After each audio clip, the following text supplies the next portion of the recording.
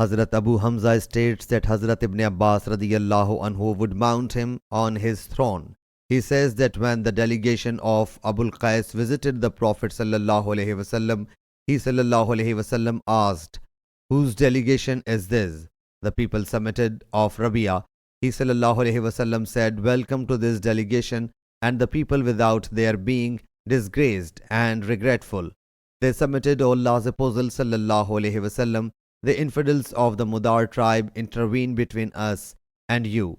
So command us such fundamental things on account of which we may enter paradise and notify those whom we have left behind." They then inquired about beverages. He sallallahu alaihi wasallam thereupon bade 4 things and forbade from 4 things, enjoined them to believe in Allah Jalla Jalaluhu, saying, "Do you know what believing in Allah Jalla Jalaluhu means?" They submitted, "Allah Jalla Jalaluhu and His Apostle sallallahu alaihi wasallam know the best." He sallallahu alaihi wasallam said, testifying that there is no worthy of worship save Allah Jalla Jalaluhu.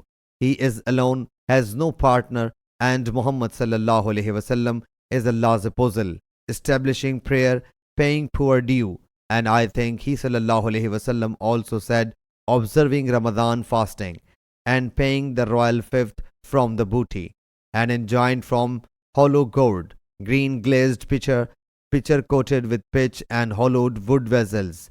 And in some places the word al-muqayyar has been used in place of wan-naqir, and then said, return and convey these instructions to those you have left behind.